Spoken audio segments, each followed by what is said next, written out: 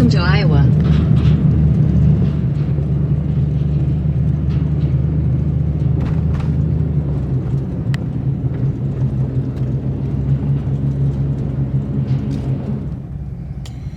Well, that's a bummer. I came to see this thing and they've got it all covered up.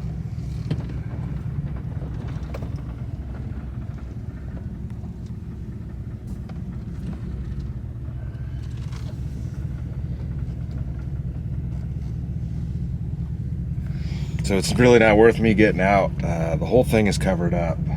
So I'm over here in Iowa, and there's this state park here.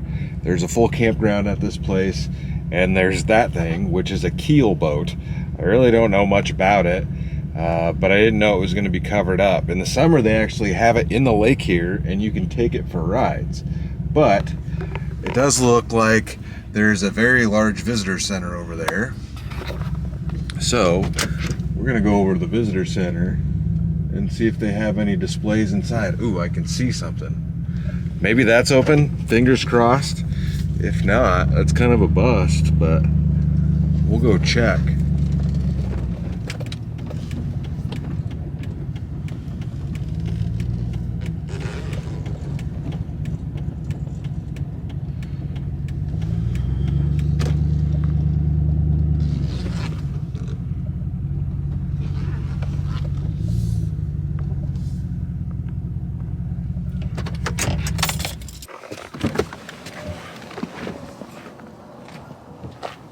Okay guys, so we managed to get in here. They weren't technically open per se, but we've got the lights turned on and we're gonna check this out. The museum shows a couple of the boats and explains some of the things that they did while trying to cross the area. There's a sign over here and it says, in May of 1804, Meriwether Lewis and William Clark led a corps of about 50 men up the Missouri River to find the fabled Northwest Passage to the Pacific Ocean. On 3 previous occasions, Thomas Jefferson had planned such trips. All failed before they had even begun. Now, as President of the United States, Jefferson had a new opportunity. Rivers were the highways of America, and boats were the cars, trucks, and buses of the time. Finding the Northwest Passage would connect America's coast and open up unparalleled opportunities for economic and physical growth. Without their boats, Lewis and Clark's journey was impossible. There is a boat downstairs. I guess we'll go for a replica or something. We'll go check that out. There's some information in here. Yeah, they've kind of got some replica stuff.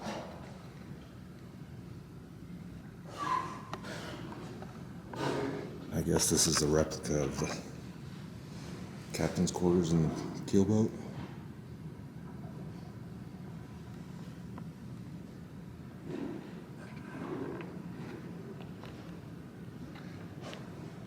What is this? And it says, grab the rope, pass it over your shoulder, and start pulling. How much force do you need to pull the boat forward? Positive numbers mean that you're moving upstream. Negative mean that you're floating downstream. You see it? It's at minus 4.8. 1.8. I can pull it.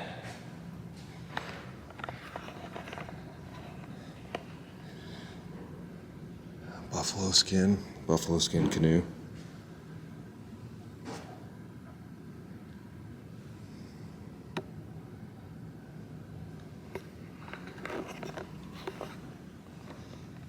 And this is what I wanted to see. Man, look at those.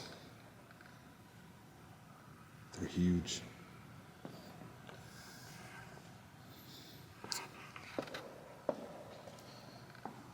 So these are all keelboats, I guess. Meant to go down the river.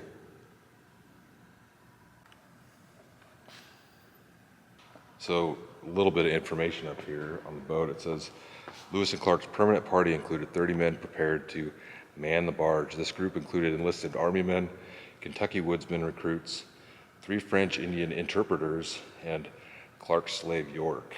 The number of men on the barge at any moment varied and included only the number needed to keep it moving upstream. Some manned the boat, others walked on shore ready to cordel when needed. I don't know what cordel is.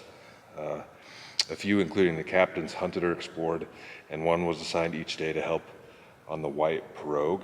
Oh, pirogue? Maybe that's the smaller boat. That one, maybe? And they pushed it upstream, I guess. Manning the pirogues. Yeah, so the pirogues were the smaller one. While traveling to St. Louis, Lewis and Clark realized they needed additional boats and men. They recruited more soldiers to man the white pirogue. I'm probably saying that wrong. And hired French boatmen called engages to man the red pirogue. I don't know what that is. I'm probably saying that wrong too. The captains added these additional men on a temporary basis. They expected them to get the two pirogues of supplies up to the Mandan villages before releasing the engages from duty. 4 of the engages and 70 of the Americans, including 2 who were court-martialed, returned with the barge and a canoe in the spring of 1805. Well, bummer that the one outside was covered up, but they've got one right there. I don't see any information down here about the boats, but I don't know what that's all about. An old canoe they found or something? That looks like an old canoe.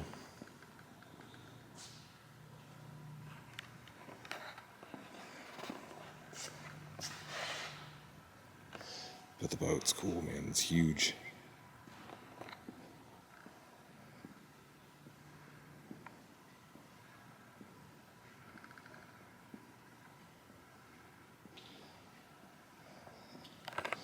So you can see where the sail would stick in there. It's all rolled up right here. Man, that's cool.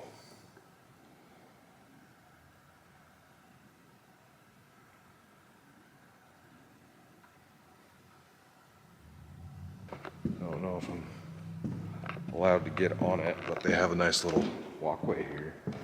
You can get up on. No, does not look like you're allowed to climb in it. I mean, just huge hunks of wood. Looks like there's a portion below, and you can see just this massive mast and some bracing. I don't know how tall that is, but this is a big building, and that's reaching the very peak of it. So I think all of these are oar locks, and then you've got storage underneath all the sides here, and storage under the floor, and your covered area. Look at like a blunderbuss, a musket. Can't get up to it close enough. You guys see that? And then you've got, like, I don't know if that would be captain's quarters in there. Stick my camera inside of it.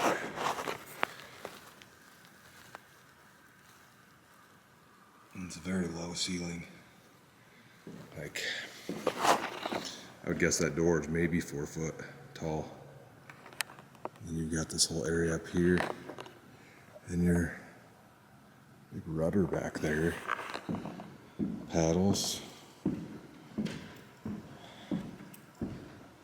Yeah, that's huge.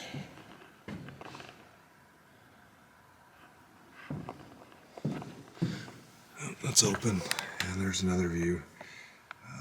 Lighting's bad. I guess the roof does come up in the rear.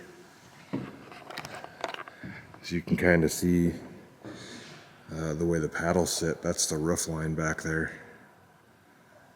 And then you've got a smaller one here. It doesn't have a cabin on the back, but it's still got a sail. So yeah, big flat bottom boat to go down the river here. It would be cool to come back next year and actually go for a ride on the one that they have out there. Like I said, they do put it in the lake.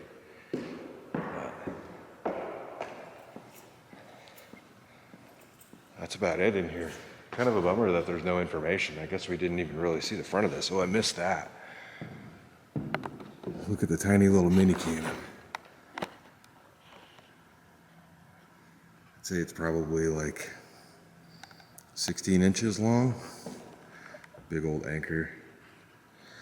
But the way they have the sails hoisted is kind of neat. Yeah, that's cool. Well, I suppose we can go find ourselves a campsite and get ourselves a fire going because it's cold outside. Yeah, that's cool. It's really big. I don't know if you guys can grasp the size of that thing, the size of this room. It's a really nice park.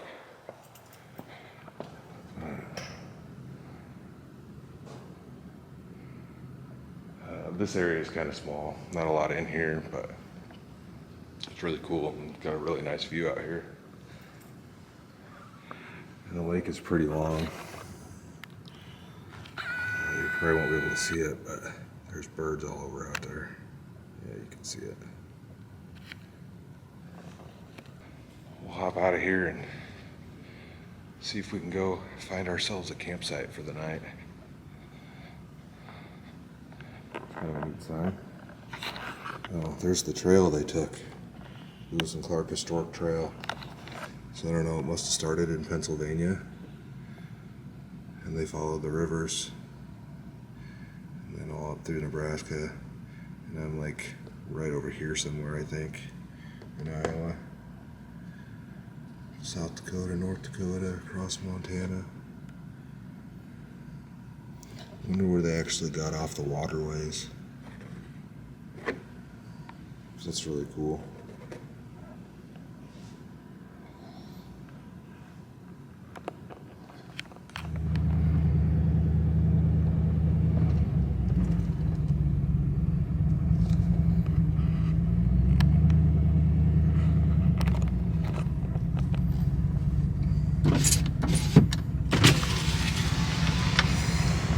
Well, as you guys can see, this campground got a little bit of damage in the last storm.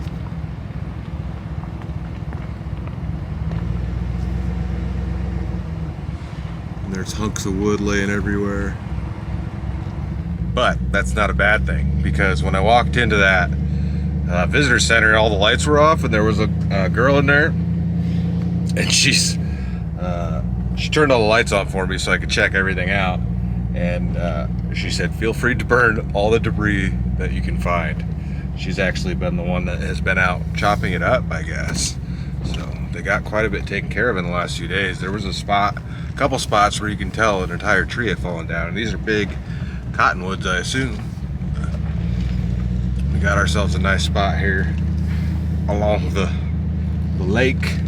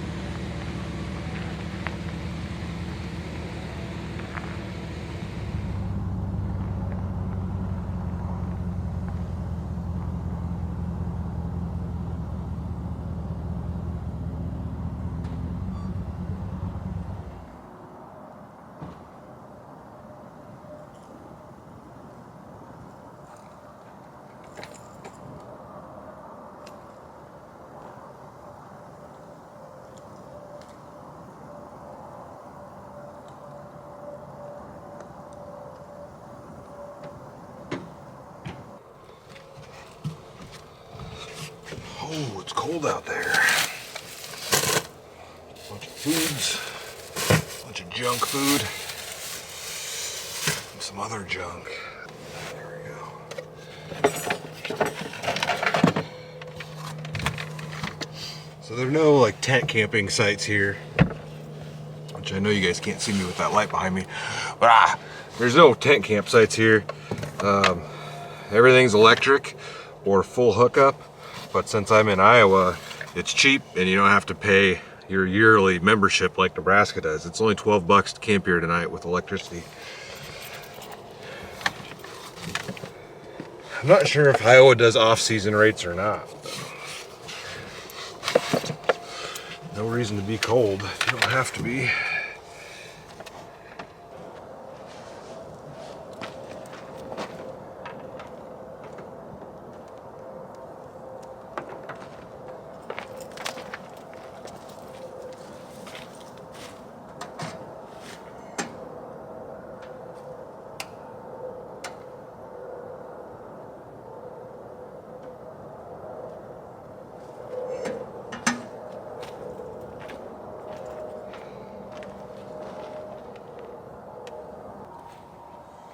That's warm. All right, let's get this fire blazing.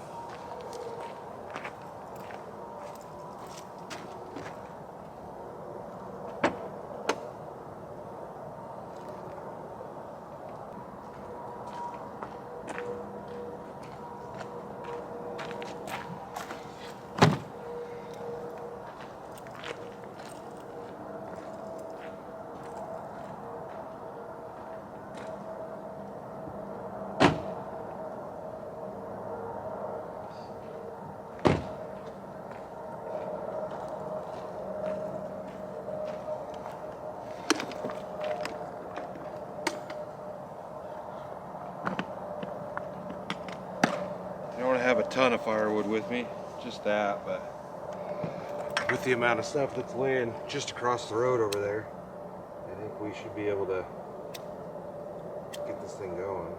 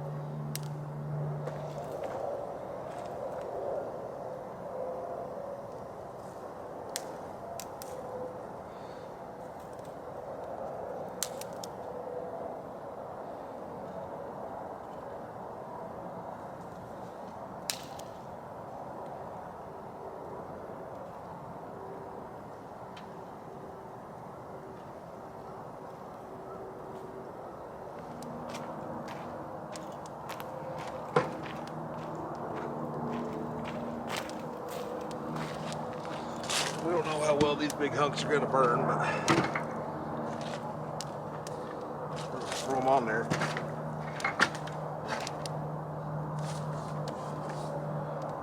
there's a ton of it. There's a big branch over there. There's just a ton of branches down everywhere.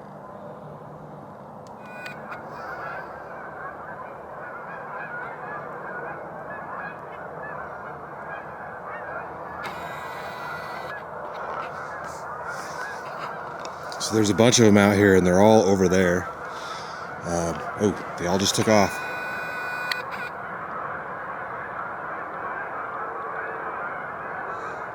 Probably pretty hard to see,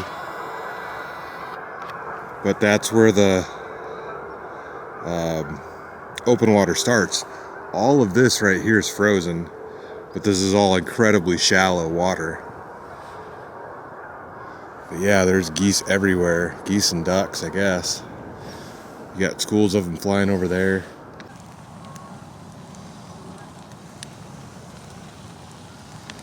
Well, all the fire's going. Fire's raging pretty good.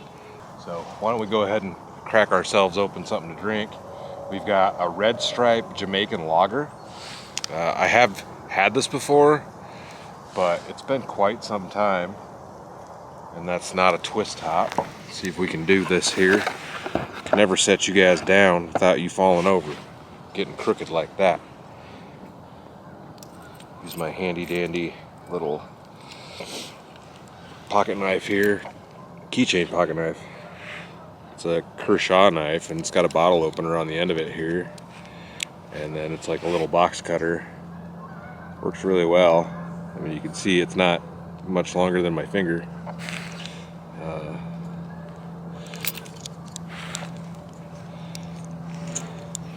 Definitely a good thing to have on your keychain.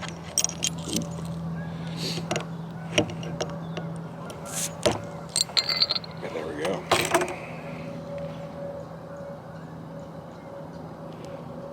Yeah, it's been a long time since I had this. Since 1928, Red Stripe has embodied the spirit, rhythm, and pulse of Jamaica and its people. Brewed and bottled by Desnos and Getty's Limited in Kingston, Jamaica. I didn't know it was actually brewed in Jamaica. A lot of stuff is just labeled, but it's actually made in Jamaica. That's cool. 4.7%.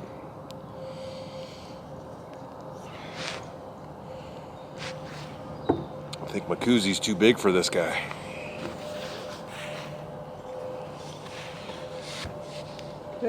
That'll work. All right. Why don't we wander down by the lake over there? I actually want to show you guys a different part of this campground. I guess the next loop over there. Look at all these camp spots. But these camp spots are not open, and there's no electricity.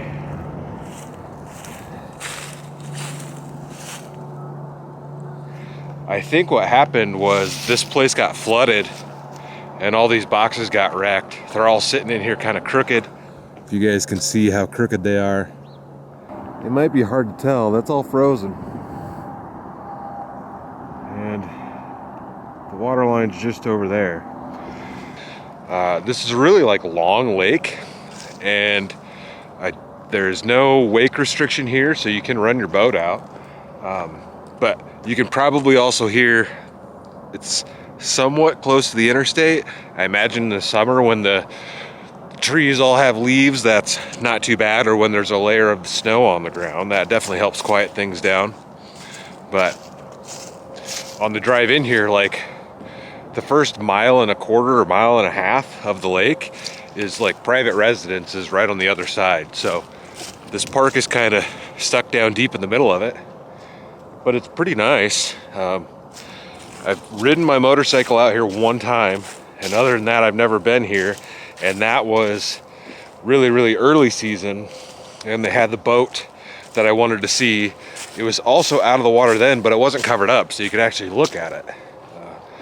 They've got it covered this year. They must have been getting ready to pull it out last time. But it's a pretty neat spot. I mean, and it's beautiful. Of course, since it's cold out here, I am the only one here. Even though the electricity is still on, but it's beautiful. This would be a nice spot, I think, to come out during the summer, maybe put the boat in. Oh wait, I have been here one other time other than on the bike. I came out here with Jeff on his boat, and we fished this. I think I caught a couple here. It's been a while. But yeah, guys, I'm gonna hang out, enjoy the fire. I'm kind of waiting for the sun to set back over yonder. I don't plan to cook on the fire tonight. We're probably gonna crawl in the rig here once it gets dark. I downloaded something I'm really excited to watch tonight, and I need to get my fingers down by that fire because my hands are freezing.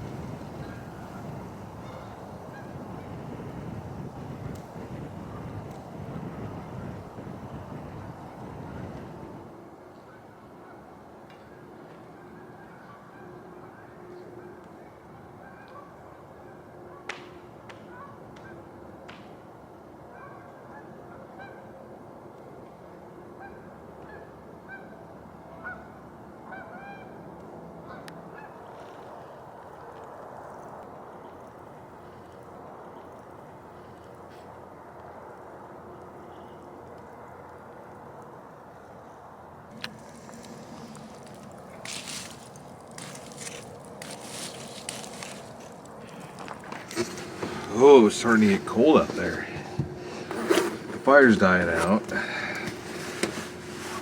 anything in my pockets? Nothing in my pockets.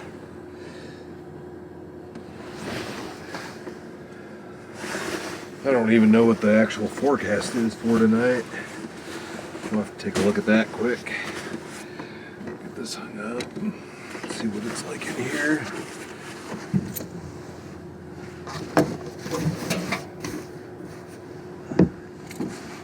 It's currently 34, feels like 27. We have a low of 18 degrees tonight. I'm not going to be bad at all. The heater's been running. The thermometer's been stuck over there, but it says 68, 66. Very comfortable. Let's grab this out here.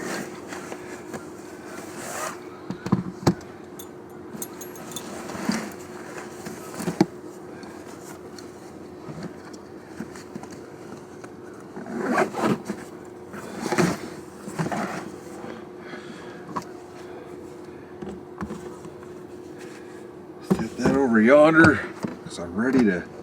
I want to watch my show, but let's make something to eat quick.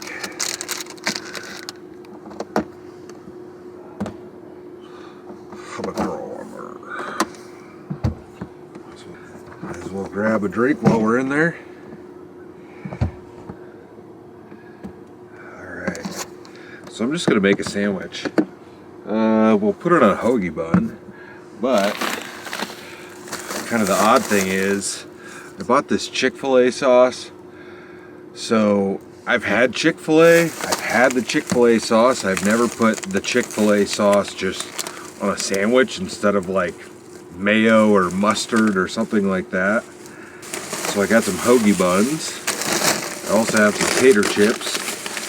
Probably gonna have to put those chips on the sandwich. So I've got Chick-fil-A sauce. I've got sliced Munster cheese.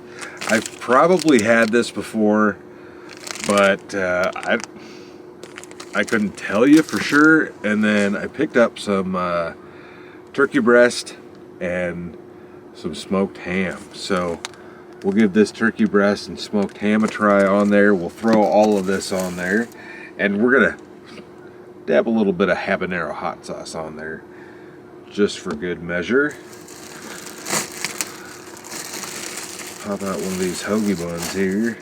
I think one might be enough tonight, but we'll see how I'm feeling. Are these not cut?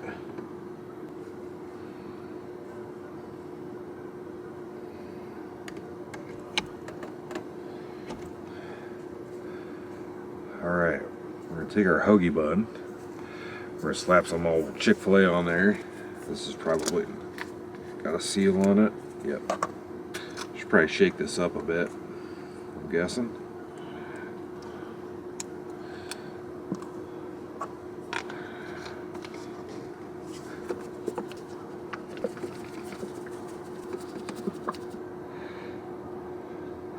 We'll give each side a good dose of it. If you're gonna put the sauce on, put the sauce on, right? And then we'll go Munster cheese. I'm just gonna have to try a piece of this because I couldn't tell you if I've ever had this before. It smells good. It's not bad. It's got a good flavor to it. Slap a few pieces of cheese on over yonder. And then pop this down.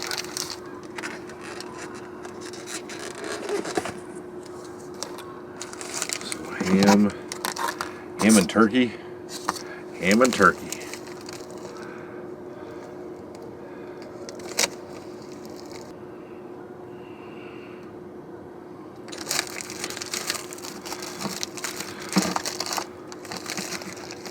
That was the ham. Slap a little turkey on there.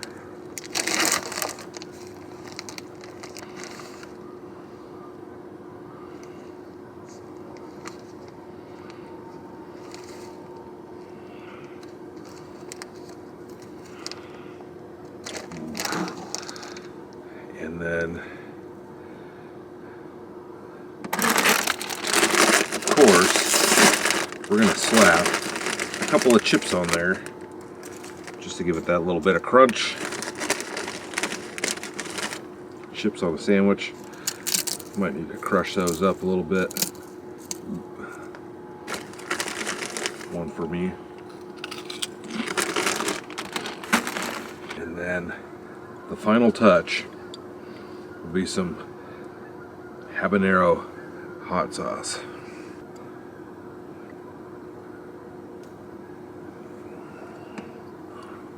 There we go.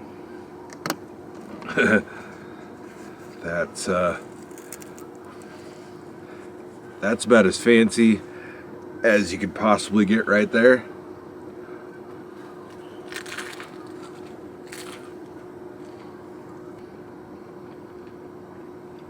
That's pretty good.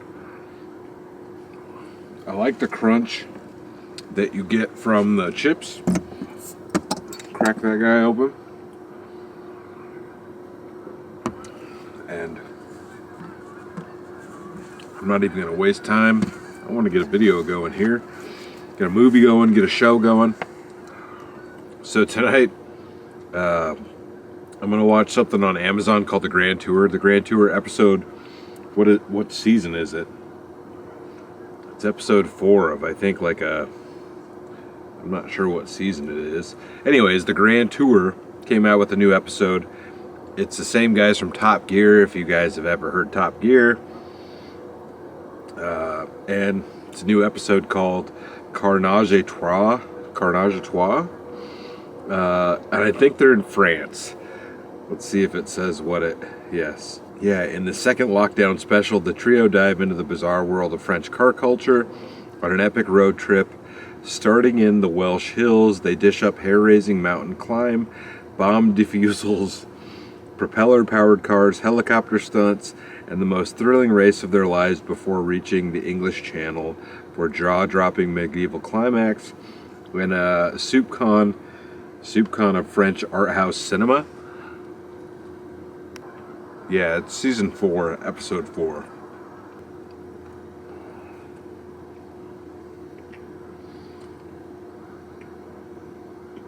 Well, the sandwich was great. Not too spicy. I could have probably put a little bit more of the habanero hot sauce on there, but I'm gonna leave this out for a minute because I might eat another one of those. But I'm gonna sit back and I'm gonna get this episode of the Grand Tour going because I'm excited to watch this.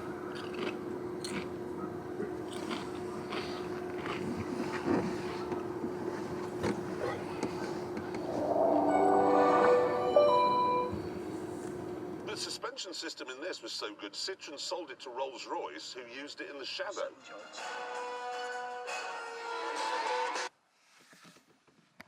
Great episode of the Grand Tour. It's always great to watch those guys. The speed. But I'm gonna go ahead and get Crash out for the night. Can you guys hear the geese outside?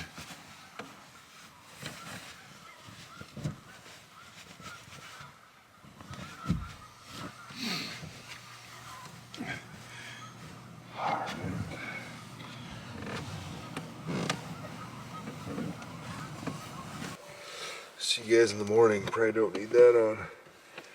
Hey, gotta turn these other lights off too.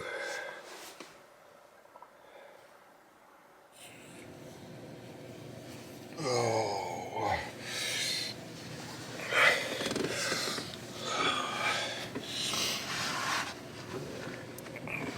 Oh. Well, good morning.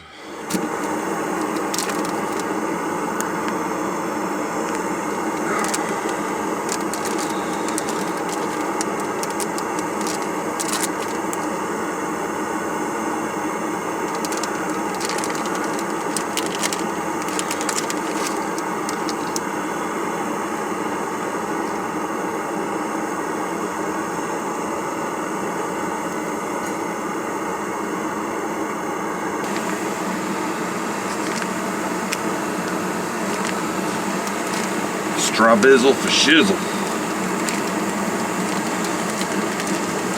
Strawberry. Ooh, that's warm enough.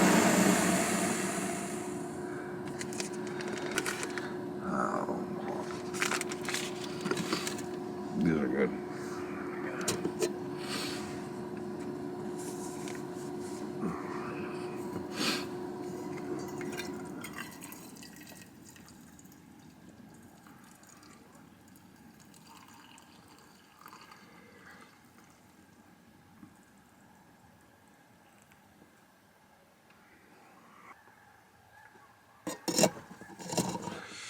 But coffee is made.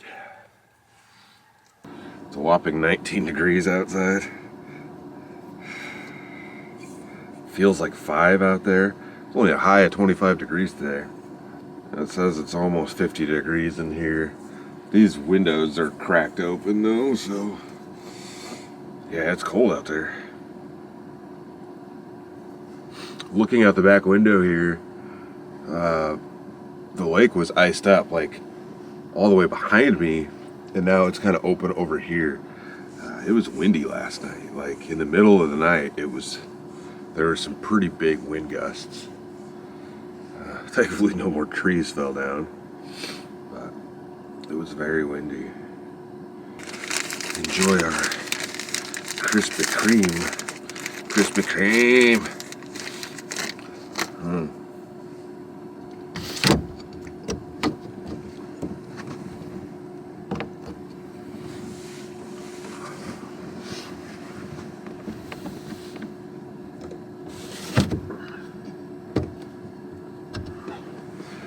Does anybody else remember the rapper that went by the name Krispy Kreme? And then I think they went after him and can't use the name anymore. I need to figure out some little Velcros for this, but now I gotta look it up. I can't remember his name now. It's Tyler something. Oh, now they called him. Oh, he's got a song called Krispy Kreme. It was Froggy Fresh. Krispy Kreme. Check that out.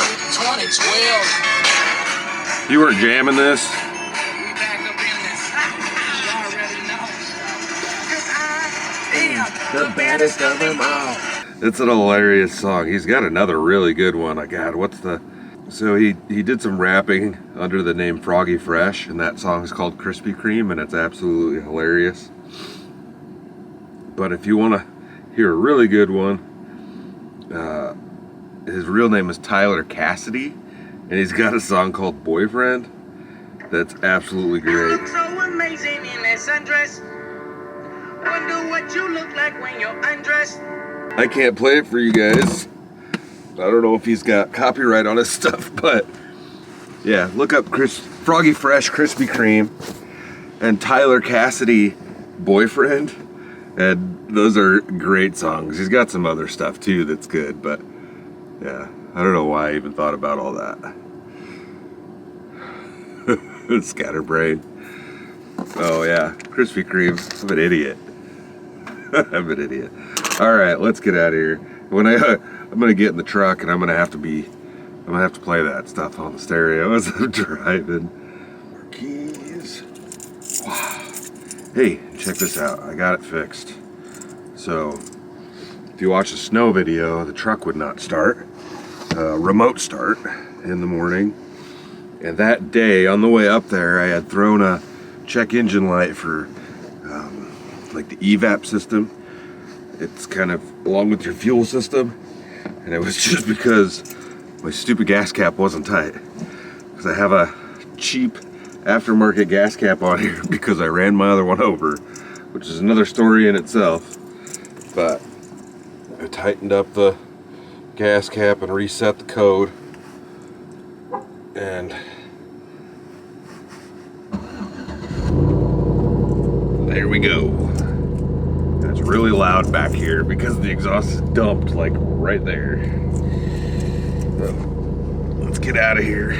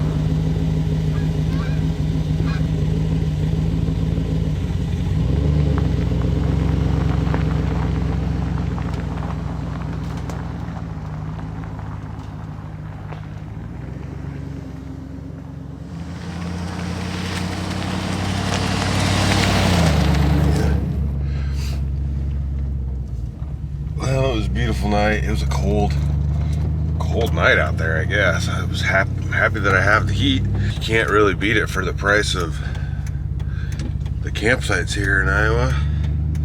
And not to mention the fact that there isn't any camping here that doesn't have electricity, but it was a beautiful night. Really simple dinner. I enjoyed the new episode of the Grand Tour and just hanging out. The boats, these Keelboat things were cool. It's a bummer that the one that is outside is all covered up. Wanted to get a picture of my dang truck parked next to it, but I don't need my picture. I don't need to take a picture of the truck next to a boat with a tarp on it. Maybe we'll make it back up here next year for some camping, but yeah, there's the outside of that building. You can see the size of those windows. That mast goes all the way up there.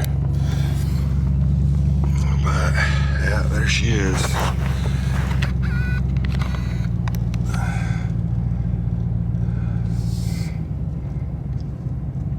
Four-axle trailer.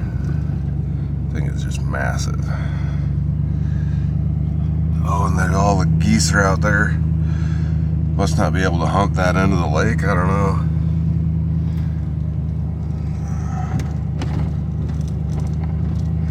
Then you start getting down here, and like these are private residences. I think. Maybe not. Maybe that one. Oh, maybe not. Maybe that's park people.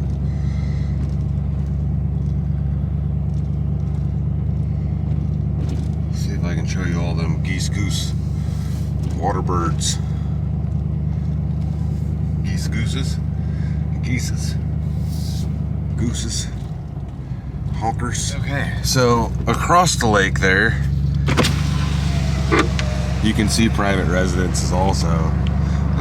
As we're driving out of here, and there's houses on this side, like you can see right there. So that's kind of different. I don't know, that's sweet, old cabin.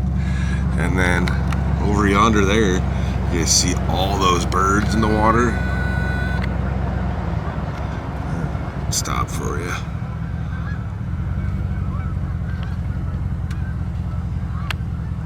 They're everywhere. I know my zoom isn't the greatest, but look at all them chickens. Roll this dang window up. It's cold out there. Ooh, that's a really nice house too. What? Ooh, stop doing that. Pinkies up. Ugh, it's pretty tasty.